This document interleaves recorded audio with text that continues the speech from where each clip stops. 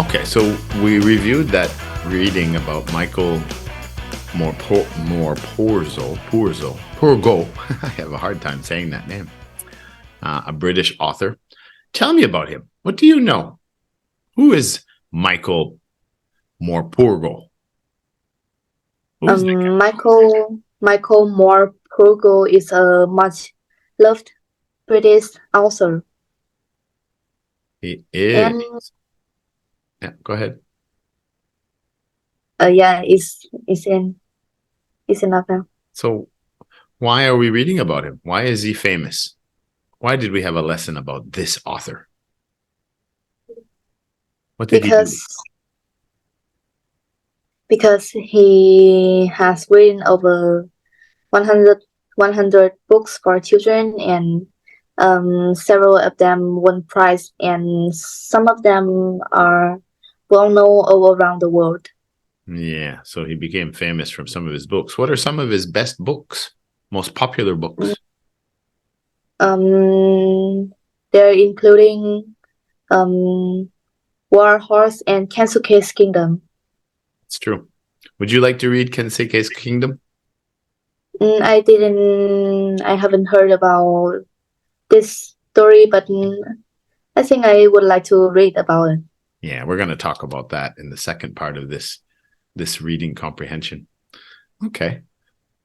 So he's an author now. He's 80 years old. Today he would be 80 years old, 1943, same age as my father. What careers did Michael have before he became an author? He wasn't always an author. That just came later.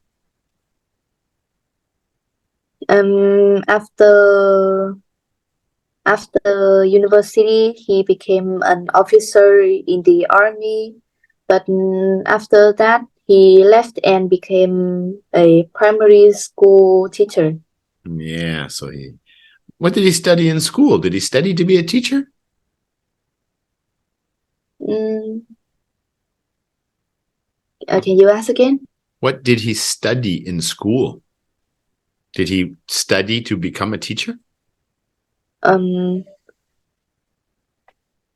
No, I think he studied like other children's, and in the university, he studied French. University. He studied French. Yeah, he loved French. All right, so he studied French and ended up joining the army, becoming an officer, and then he became a primary school teacher. And then when he was a teacher, he started finding a passion for writing and became a famous author. That's right. But then, after he was a successful author, he did something. Why did Michael and his wife buy a farm? They want to be farmers? They became a volunteer, I think. No, they bought? Because they made a charity called Farms for City Children. That's right. So what do the kids get to do? This farm made for children from cities to come to spend time in the country looking after animals. Yeah, so kids get to go there and look after animals and see what farm like is life. Would you like to do that for a day? Go stay on a farm and see how everything is done? Yeah, I would like to. Me too. Maybe it's a bit messy and dirty, but I would like to experience it. It would be messy. It's a farm, but yeah, me too. I think that would be very cool. Okay. All right, so we're going to go to Kensuke's Kingdom now, and we're going to read an extract from that book. And I'll ask you some questions about that. Okay? Okay. All right. So this one, I want you to read the small part too. Washed up on an island in the Pacific, Michael struggles. So this is about a story where a kid, this is the novel. I just got it. I have it now on the computer. I'm going to go through it because I think I'm going to start a Sunday morning reading class, and we're going to read Kensuke's Kingdom. Sounds really interesting. I'll let you know when I start it if you're interested. The boy falls off the boat, and he ends up getting swept away and ends up on a deserted island. But when he gets on the island, he's in the middle of the Pacific. and he ends up meeting an old Japanese soldier. But the Japanese soldier's been there for like a couple of decades. He's getting old now. He's been there a long time. But he thinks World War II is still happening, that people are still fighting in the 1940s, World War II with Hitler. Because remember, the Japanese were fighting against Vietnam and down in the South Pacific, yeah? Yeah. This guy crashed his plane during the war. The enemy was the British and the Americans. So he thought that it was still wartime, but he didn't know because no radio, no phone, no nothing.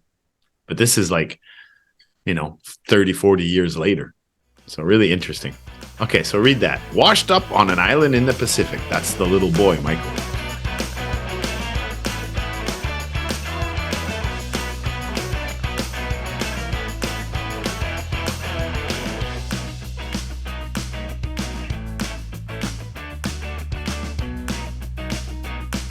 Yeah, that's an interesting story about Kensuke's kingdom. So the boy is on the beach and he finally sees this old man with a wispy beard coming running up the street screaming at him. Why was the old man angry? I think the boy is approaching his domination and he was aggressive, I think. Boy was aggressive? Mm, Why do you think? Remember, I don't know if you were in the last part of the class when we had this discussion, right? Because I'm going to have to give you the answer here because I'm not sure if you remember. The old man was angry because, right, he was a Japanese soldier, right? And he crashed his plane and he was deserted on that island. But he'd been there. He was an old man now, right? The war had been over for many, many years, World War II, right? Before you were born, before I was born. It's my father's born then, 80 years ago. So he didn't know. So he was angry because the boy was trying to make a fire, right? Because what does a fire do? If you're on an island, why would you start a fire? Because when we start a fire in an island, people will consider it as a sign of people, so they would rescue them.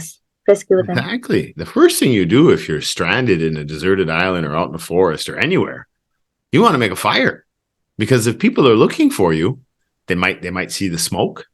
And if they're searching at nighttime in the total blackness, you're going to see a fire. Oh, over there, right? An easy way to be found.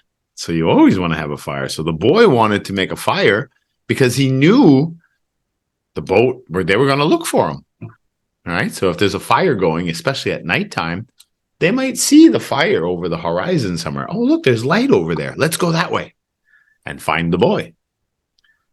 So can you figure out why the Japanese soldier, the old man, do you know why he didn't want a fire? I don't know. Actually, that's the last question. Okay, so we'll come back to that question. What language did Michael think the old man was speaking?